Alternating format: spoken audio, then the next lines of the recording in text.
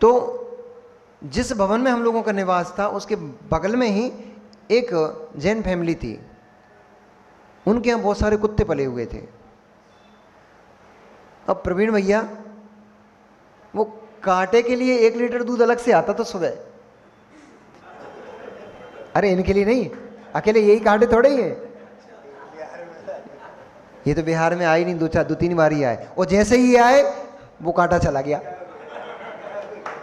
ये भी गजब गजब चमत्कार हुआ था। एक बड़े कांटे के बीच सामने छोटा कांटा कैसे रुक सकता है। तो जैसे ही हमारे अनिल भैया पहुंचे उसी दिन बेचारा वो वाला कांटा चला गया। पर अरे एक स्वान चल रहा था, बहुत दिन चला, 10-12 दिन 8-10 दिन साथ में चला वो, उसका नाम इन लोगों ने कांटा रख दिया था। बोले बहुत परेशान करता है ना, पर प्रिय भी था वो भी जीव का पुण्य था, वो भी जीव का पुण्य था कि जितने लोग जा रहे थे महाराजों को नहीं पूछते थे। अमित भैया सही बोल रहा हूँ कि नहीं बोल रहा हूँ? जब लोग यहाँ जाते थे वहाँ से बिहार करा के, और फिर जब दूसरी टोली जाती थी तो सबसे पहले ये पूछा था कांटा ठीक है? महाराज गए तेल लेने, महाराज ठीक है कि नहीं है, महाराज बिहार अच्छा चल रहा है, थके तो नहीं, आहार पानी अच्छी हो रहा, कुछ नहीं पूछते थे, सबसे पूछते कांटा ठीक है। पुण्य जीव का, ये भी उस जीव का पुण्य था। अल्प समय का उदय में आया, कभी ना कभी कहीं ना कहीं उस जीव ने दान दिया होगा, वही दान कर्म उसका उदय में आया कि 10 दिन 15 दिन जितने दिन वो सांप चला उतने दिन उसके लिए बढ़िया बढ़िया 3 टाइम 2 टाइम 1-1 लीटर दूध की व्यवस्था होती थी, और बढ़िया बढ़िया अच्छी अच्छी वस्तुएं उसको खाने को मिलती थी। कोई स्वान होती थी उसके पीछे पड़ जाता था तो ये हमारे भैया लोग डंडा लेकर के स्वान को भगाते, उसकी रक्षा करते थे। ये उसका पुण्य काम कर रहा था कि आप उसकी रक्षा कर रहे हो। पुण्य जीव का काम आता है तब अनजान लोग भी रक्षा करने के लिए खड़े हो जाते हैं। और पाप जीव कर्म का उदय में आता है तो अपने ही सगे संबंधी गर्दन काट के फेंक देते हैं। इसलिए पुण्य सर्वथा है नहीं है, पुण्य सर्वथा है नहीं है। पुण्यात्मा जीव, बेजीव पुण्यात्मा थे, भले ही भावलिंगी नहीं बन पाए, भले ही आकांक्षाओं से भर करके उन्होंने इस मुनि पद को धारण किया, लेकिन तब भी बेजीव पुण्यात्मा थे। कम से कम चारित्र मोहिनी कर्म का उनके पास इतना क्षय उपशम तो था कि इस वेश को धारण कर सकते थे। वे इतना नहीं था कि भावलिंग प्राप्त कर सकते, इसलिए वे जीव भावलिंग को प्राप्त नहीं हुए, अभव्य जीव थे। और कई बार मुनिपद आकांक्षाओं से भरकर मुनिपद धारण किया, ग्रेवियत तक चले गए, वहां से फिर नीचे गिर गए। इसलिए मुनि पद धारण कर लेना ही सब कुछ नहीं है, आर्य का बन जाना ही सब कुछ नहीं है। मुनि बनकर मुनि पने में जी पाना ये श्रेष्ठ है। मुनि बनकर के समता परिणामों में जी पाना ये मुनि के लिए श्रेष्ठ है। दुर्लभ है, दुर्लभ है, दुर्लभ है। अभी वर्तमान में लगभग 550-600 मुनिराज हैं, दिगंबर मुनिराज। वैसे लगभग 1800-1900 पिच्छियाँ हैं, सभी को मिला दो तो 2000 के लगभग पिच्छियाँ हैं दिगंबर। माता जी, छुल्लिका, छुल्लक, आर्यिका सबको मिला दो तो लगभग 2000 पिच्छियाँ हैं। उनमें 600-700 के आसपास मुनिराज हैं। 600 मुनिराजों में क्या सब के सब भावलिंगी होंगे? भावलिंग प्राप्त करना अत्यंत दुष्कर कार्य है। तो आगे की घटना सुनते हैं कि भावलिंग को प्राप्त हुए मुनिराज ही निर्वाण को प्राप्त होते हैं। ऐसे ही भव्य दिव्य भोगों को भोगते भोगते एक दिन पुनः वह मेघवाहन भगवान अजितनाथ स्वामी के समोषण में गया, और समोषण में जाकर उसने भगवान जिनेंद्र की दिव्य ध्वनि सुनी। भगवान जिनेंद्र ने तत्वों का उपदेश देते हुए और संसार की पर्यायों की विचित्रता के बारे में जब उपदेश किया, उन्होंने संसार के कष्टों के बारे में जब वर्णन किया कि इस जीव को संसार में कितना कष्ट है, कितना दुख होता है, इस जीव में संसार में इस जीव को कितनी कितनी पर्यायों को धारण करना पड़ता है और कैसे कैसे कष्टों को भोगना पड़ता है। कभी नाली के कीड़े के बारे में बताया, तो कभी सिंह के द्वारा खाते हुए हिरण को बेमौत मरते दिखाया, कभी चूहे के पंजों में फंसे, बिल्ली के पंजों में फंसे हुए चूहे को दिखाया। ऐसे जब भगवान जिनेंद्र ने उपदेश में जीवों की दुर्दशा का वर्णन किया, उस दुर्दशा को सुन करके उस मेघ वाहन के अंदर वैराग उत्पन्न हो गया। हो ऐसी संसार की विचित्र दशा, फिर भी मैं भोगों में ही लिप्त पड़ा हुआ हूँ, फिर भी मैं संसार के इन वस्तुओं में ही लिप्त पड़ा हूँ, मेरे अंदर वैराग उत्पन्न क्यों नहीं हो रहा था। हे भगवान, ये दुर्धर तप मुझे कैसे प्राप्त हो। बस हर क्षण हर समय उसको यही बात सताने लग गई, और वह समूषण से इस बात को सुनकर आया। वहाँ वैराग्य की कणिका को भगवान जिनेंद्र के तीर्थंकर भगवान के समूषण में साक्षात भगवान जिनेंद्र सामने बैठे थे, वहाँ उस जीव को वैराग्य की कणिका उत्पन्न हुई। कितना पुण्य आत्मा जीव, कितना भव्य जीव। अपन लोग तो अब क्या बताएं, अब ठीक ही है जो है सो सब ठीक ही है। फिर भी कम से कम इतने पुण्यात्मा तो हैं कि अहो भाग्य हमारा है, पुण्यात्मा जीव हैं। ऐसे दग्ध खोटे पंचम काल में भी आचार्य भगवान विद्यासागर जी, आचार्य भगवान विराग सागर जी, विश्व सागर जी, आचार्य भगवंत संभव सागर जी और बड़े बड़े महान इतने बड़े बड़े आचार्य हैं। ऐसे महान आचार्यों के युग में हम जन्म लिए हैं और उस पद को हमने धारण किया है जिस पद को ऐसे बड़े बड़े आचार्य सुशोभित कर रहे हैं। इतने तो कम से कम अपन पुण्य आत्मा है। इसलिए सर्वथा इस जन्म को हे नहीं कहते हैं, कम से कम कुछ तो अच्छा किया है। उन लोगों से तो अपन बहुत अच्छे हैं जो 24 घंटे पाप पंख में ही पड़े हैं।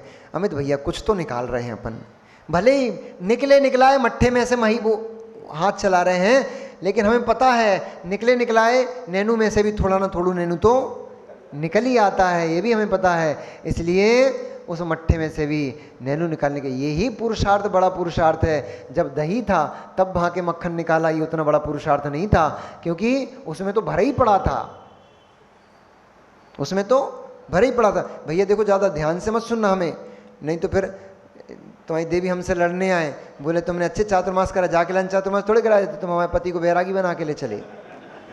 तो थोड़े संभल के सुनना भैया सब लोग। क्या है कि हम थोड़ा बैरागी की बात है जब करते हैं तो आचार्य को भी आनंद आता है। वे हमसे बोलते हैं, हम उनसे पूछते हैं आचार्य से कि भगवान जिस दिन हमारा प्रवचन का नंबर होता था तो हम पूछते थे गुरुदेव आज क्या प्रवचन करें, तो बोलते थे सागर कुछ अध्यात्म सुनाओ। तो क्या बैरागी की बातें करने में हमें बड़ा आनंद आता है और हम भी रस ले लेके करते हैं। तो रस ले लेके करते हैं तो लोग उस रस में क्या होता है कई बार गीले हो जाते हैं। तो भैया संभल के सुनना, कहीं गीले मत हो जाना, गीले होगा तो लफड़ा हो जाएगा। इसलिए वह मेघ वाहन भगवान जिनेंद्र के मुख से संसार का वृत्तांत सुन करके वैराग्य रस में गीला हो गया, और गीला होकर जैसे ही भवन में घर महल में वापस पहुंचा, सबसे पहले उसने महारक्ष नाम का जो उसका पुत्र था, उस महारक्ष को अपना सारा राज्यपाठ सौंपा, और राजपाट सौंप करके और दैगंबरी दीक्षा को धारण करके और अपना कल्याण मार्ग प्रशस्त करता हुआ मोक्ष पद को प्राप्त कर लिया। जिस प्रकार से मेघ वाहन ने उस लंका नगरी में और विशाल नगर को बसाते हुए, विशाल समुदाय को बसाते हुए और सबको संतुष्ट करते हुए बहुत ही बल बुद्धि पूर्वक अपना राज संचालन किया था, ठीक उसी प्रकार से महारक्ष ने भी उससे बढ़ चढ़ के और उस राज्य का संचालन किया। और उसको भी उसी समय पे एक घटना क्या घटी गई, सगर चक्रवर्ती को भूले तो नहीं, अभी है वो। सगर चक्रवर्ती भी अपने पूरी वैभव, पूरे संपदा, पूरे भोगों को भोगते हुए अपने जीवन को यापन करते थे, बिताते थे। ऐसे समय में एक दिन उनके 60,000 पुत्रों ने निवेदन किया कि हे पिताश्री, पिताश्रेष्ठ, हम कैलाश पर्वत पर भगवान जिनेंद्र की वंदना के लिए जाने की अनुमति चाहते हैं। आपका बच्चा शुभ बोलता है महाराज जी के पास जाना है, तो आप क्या बोलते हो? चले जाओ भैया, अच्छे काम के लिए जा रहे हो तो वंदना के लिए जा रहे, कौन मना करेगा। पर अनहोनी से किसको पता थी कि वहां क्या घटित होने वाला, क्या घटने वाला है। उस अनहोनी से अनभिज्ञ उस चक्रवर्ती ने अपने सभी पुत्रों को कहा, जाओ पुत्रों, कैलाश पर्वत पर भगवान जिनेंद्र की वंदना को प्राप्त होकर आओ। और वो कैलाश पर्वत पर सभी 60,000 पुत्र अपने संपूर्ण दल बल के साथ और संपूर्ण वैभव के साथ गए। उन्होंने वहाँ भगवान जिनेंद्र की महाभक्ति की, और भक्ति करने के बाद जब वो वापस आने लग गए तो उनमें से कुछ के अंदर भाव उत्पन्न हो गया कि ओहो इतने रमणीय और इतने मनोहर ये जिनालय हैं, इतने विशाल विशाल जिनबे में यहाँ पर स्थापित हैं, कहीं कोई द्वेषी जीव आन को इनका आघात ना कर दे, इनको नुकसान ना पहुंचा दे, कहीं धर्म का विरोधी जीव इन जिनालयों को ध्वस्त ना कर दे। पापी का तो काम यही होता है, कब कौन सिर फिरा, उसके दिमाग में क्या बस जाए और किस किस हद तक गुजर जाए, इसका कोई भरोसा नहीं होता। आपने सबने सुना है, देखा है कि साउथ में हमारे हजारों हजारों मंदिरों को एक एक दिन में ध्वस्त कर दिया गया और हजारों हजारों मंदिरों को परिवर्तित करके अन्य देवों के देवालय बना डाले, बटैयां विराजमान कर दी हैं उनमें, और अभी भी पूज रहे हैं वे। हमारे हजारों हजारों जिनालय आज भी बटैयों को, पूजाओं को प्राप्त हो रहे हैं। ऐसा हुआ है जैनों के साथ, पूर्व काल में बहुत अत्याचार हुआ है। सैकड़ों सैकड़ों मुनियों को घानी में पेड़ दिया, सैकड़ों सैकड़ों मुनिराजों के गर्दन काट के फेंक दिए गए, मंदिरों को ध्वस्त कर दिया गया, केवल एक द्वेष में आकर के। तो उन्होंने सोचा कहीं ऐसा ना हो कि भविष्य काल में कोई जीव सर फिरा आकर के इन मंदिरों को ध्वस्त कर दे। उन्होंने वज्र दंड से मिलकर के और जोर से प्रहार किया, वो खाई चारों तरफ खोदी, वो खाई वज्र दंड के प्रहार से इतनी गहरी खुद गई कि वो सीधी खाई जाकर के पाताल से मिल गई।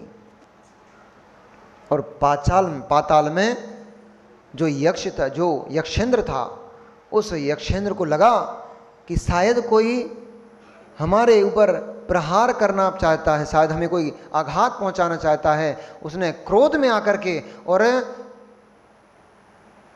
उसने तीव्र कुपित दृष्टि से उन 60,000 पुत्रों को देखा, और 60,000 पुत्रों को देखने से उसके जो दिव्य नेत्र थे, उन दिव्य नेत्रों में से ज्वाला फूट पड़ी, और ज्वाला से वे 60 के 60,000 पुत्र झुलसकर तुरंत ही भस्मीभूत हो गए। लेकिन केवल उनमें से 2 पुत्र ऐसे थे जो पुण्य के प्रभाव से, आयु कर्म के शेष रहने के कारण वे 2 पुत्र शेष बच गए। ऐसा भी होता है, ऐसा भी होता है। 2 शेष बच गए, बाकी 60,000 एक साथ भस्मीभूत हो गए। तुरंत उतनी उसकी आंखों से इतनी तीक्ष्ण ज्वाला निकली कि उस तीक्ष्ण ज्वाला से तुरंत ही राख में बदल गए वे। पूरे 60,000 पुत्र एक साथ, 2 को छोड़ दो, एक साथ मृत्यु को प्राप्त हो गए। ऐसा होता है, जिन जीवों ने एक साथ पाप किया होता है उनका फल उनको ऐसे ही मिलता है, एक साथ मिलता है। किस मुख से वापस घर जाएं? वे दोनों भाई भीम और भगीरथ, दोनों भाई भीम और भगीरथ, दोनों इस ऊहापोह में। अब हम पिताजी के पास जाकर के क्या मुख दिखाएंगे, हम क्या कहेंगे पिताजी से? और यह समाचार सुनते ही जिसका एक पुत्र मृत्यु को प्राप्त हो जाए, एक सुयोग्य पुत्र हो, धर्मात्मा पुत्र हो, और वो यदि मृत्यु को प्राप्त हो जाए तो माता पिता को हार्ट अटैक आ जाता है, मृत्यु को प्राप्त हो जाते हैं। जिसके इतने सारे पुत्र एक साथ, और सभी एक से बढ़ के एक प्रभावशाली थे, बलशाली थे, एक से एक राज्य आदि के सारे कार्यों में निपुण थे, ऐसे जिसके सब के सब पुत्र एक साथ मृत्यु को प्राप्त हुए, उस जीव की छाती पे क्या होगा, ये सोच करके पिता को कहीं मृत्यु घेर ना ले, ऐसा सोच करके वे सब सोचने लगे कैसे घर वापस जाएं। फिर भी जाना तो था ही, पर वृद्ध मंत्रियों से सलाह की कि हम पिता को कैसे कहें कि आपके इतने सारे पुत्र एक साथ मृत्यु को प्राप्त हो गए हैं, ये समाचार दुखद हम कैसे दें। वृद्ध मंत्रियों न्याय नीति के जानकार थे, जानने वाले थे, नीति के निपुण थे, इसलिए उन्होंने राजा से शीघ्र जाकर के ऐसा नहीं कहा कि आपके सभी पुत्र मृत्यु को प्राप्त हो गए। उन्होंने जाकर के सबसे पहले निवेदन किया, हे राजन, ये संसार कितना विचित्र है, इसमें आज ही कोई जीव जन्म लेता है, कल ही वो मृत्यु को प्राप्त हो जाता है, तो उसके परिवारजन को कितना कष्ट होता है, कितना दुख होता है। लेकिन वे जीव तत्व से अज्ञानी होते हैं, क्योंकि वे शोक करते हैं। कोई जीव ऐसे होते हैं, कल ही जिनका विवाह हुआ था, अभी दाम्पत्य जीवन को वे प्रारंभ ही नहीं कर पाए थे कि किसी दुर्घटना में बेचारे दोनों दंपत्ति, पति पत्नी दोनों का निधन हो गया, अथवा कभी पत्नी का निधन हो गया, कभी पति का निधन हो गया। पूरा जीवन वैधव्य का स्वीकार करना पड़ता है। कितना कष्ट होता है। कितने प्रकार के जीव हैं जिनको त्रास दिया जाता है और वे उस त्रास के कारण से मृत्यु को प्राप्त हो जाते हैं। ऐसी उनने अच्छी मीठी मीठी बातें चक्रवर्ती को सुनाई। चक्रवर्ती सोचने में पड़ गया कि ऐसा क्या हो गया, आज अचानक से मंत्रीजन आकर के, मंत्रीगण आकर के और इस प्रकार के कथन क्यों कर रहे हैं। पर जैसे ही उनने भीम और भगीरथ को केवल 2 बच्चों को आते देखा, वे सगर तुरंत समझ गए कुछ अनहोनी घटना घट गई है और मेरे सारे के सारे पुत्र मृत्यु को प्राप्त हो गए हैं। इसलिए ये वृद्ध मंत्री, मुझे आघात ना हो, मुझे कष्ट ना हो, कहीं मेरे प्राण हरण ना हो जाएं, इस कारण से ऐसा सोच करके मुझे बहला करके इस समाचार को घुमा फिरा कर सुना रहे हैं, सीधे सीधे नहीं सुना रहे हैं। और जैसे ही दोनों पुत्रों को देखा, सगर की आंखों से आंखों की धारा बहने लग गई। अम्मा, वो तो बहनी थी, वो तो बहनी थी जिसका थोड़ा सा भी नुकसान हो जाए तो गंगा जमुना एक साथ बहने लग जाती है। जिसका एक पुत्र जो एक भी गुण से संपन्न नहीं था, दुर्गुणों से भरा हुआ था, वो भी मृत्यु को प्राप्त हो जाए तो माता पिता के कोमल हृदय को दुख होता है, कष्ट होता है। फिर जिनके 2 कम 60,000 पुत्र एक साथ सबके सब पुत्र इतने महान महान पुत्र थे, वे सबके सब मृत्यु को प्राप्त हो गए, तो कैसे उसको छन्नी छन्नी हो गया उसका तो हृदय। बस यही समझ के लो कि सूरवीर था, चक्रवर्ती था, सब सहन करने की क्षमता उसके अंदर थी, सो वो सह गया। कोई और होता तो उसी सिंहासन पे बैठे बैठे प्राण छोड़ देता। पर उस घटना से उसके अंदर वैराग उत्पन्न हो गया। ओह, संसार की क्या विचित्र दशा है। यहाँ से गए थे देव वंदना के लिए, सबके सब वहीं भस्मीभूत हो गए, सभी वहीं राख बन गए। क्या संसार की विचित्रता है। कब कौन जीव मृत्यु को प्राप्त हो जाएगा, कहाँ किस स्थान पर किसको मृत्यु घेर के ले जाएगी, कोई भरोसा नहीं है, कोई ठिकाना नहीं है। इसलिए ये सब भोग मेरे लिए भोगने योग्य नहीं है, सभी तो त्यागने ही मेरे योग्य हैं, और केवल दीक्षा लेकर के मेरे आत्म कल्याणी मेरे करने योग्य है, शेष मुझे कुछ भी करने योग्य नहीं है। ऐसा जान करके, ऐसा वैराग्य से भरकर वे सगर चक्रवर्ती ने उन्होंने भी जैनेश्वरी दीक्षा को धारण कर लिया और उग्र उग्र तप करने लग गए। वे भी दिगंबर मुनिराज होकर के वन वन में, कभी वृक्ष के नीचे, कभी शिला चट्टानों पर, कभी पहाड़ की चोटी पर खड़े होकर उग्र उग्र तप करते हुए वे भी कर्मों की क्षपणा, असंख्यात गुणी कर्मों की निर्जरा करने लग गए। तभी भगीरथ के मन में भाव उत्पन्न हुआ कि हमारे 60,000, 2 कम 60,000, इतने सारे भाई, कितने हो गए 60,000 में कम करोगे तो 59,998। हमारे 59,998, बड़ा लग रहा है ना, ये 60,000 में कम लग रहे थे। 59,998 भाई अचानक से एक साथ कैसे मृत्यु को प्राप्त हो गए। तो समोषण में गया और भगवान अजितनाथ स्वामी से निवेदन किया, हे भगवान, कृपया कर उपदेश में मुझे बताने का बताने का प्रयास कीजिए कि हमारे 59,998 भाई अचानक से एक साथ कैसे मृत्यु को, और इस दुर्दशा पूर्वक मृत्यु को कैसे प्राप्त हो गए। तब भगवान जिनेंद्र ने उस कथा को प्रारंभ किया, जिस कथा के माध्यम से उन्होंने उसको, उन सभी भाइयों की मृत्यु का कारण बताया कि हे मित्र, एक ग्राम में चतुर्विध संघ सम्मेद शिखर जी तीर्थ वंदना के लिए जा रहा था, और संध्या होने पर एक ग्राम में वे विश्राम के लिए रुक गए। उस नगर के जो निवासी जन थे वे धर्म कर्म से शून्य थे और क्रूर पापी आत्मा थे। इसलिए नगर में दिगंबर मुनिराजों को आया देख उन्होंने उनका बहुत उपहास किया